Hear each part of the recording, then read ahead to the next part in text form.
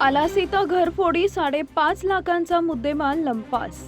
Kurundwad police Thane हद्दीतील आलास तालुका शिरोळ जिल्हा कोल्हापूर इथं बंद घर फोडून अज्ञात चोरट्यानं तब्बल 5,57,000 रुपयांचा मुद्देमाल लंपास केल्याची घटना उघडकीस आली आहे।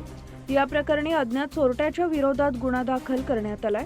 राजेंद्र श्रीकांत उपाध्याय, वय वर्ष 56, राहणार पुजारी, राहणार मूळ आलास तालुका शिरोळ जिल्हा कोल्हापूर, सध्या राहणार ओमसाई कॉलनी, बिजली नगर, पिंपरी चिंचवड, पुणे यांनी दिलेल्या फिर्यादीनुसार दिनांक 8 फेब्रुवारी 2026 रोजी दुपारी 4 ते 18 फेब्रुवारी 2026 रोजी सकाळी 6 या कालावधीत त्यांच्या आलास येथील बंद घराचे कडेकोंडा उचकटून चोरट्यानं आत प्रवेश केला।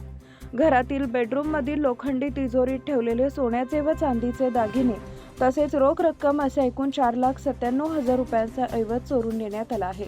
तसेच सचिन विद्याधर भावरे, राहणार जयसिंगपूर यांच्या मालकीची 60,000 रुपये किमतीची 2020 मॉडेलची काळ्या रंगाची होंडा युनिकॉर्न ही दुचाकी ही चोरीस गेली आहे। या प्रकरणी अज्ञात चोरट्याविरोधात गुन्हा दाखल करण्यात आला असून पुढील तपास कुरुंदवाड पोलीस करत आहेत।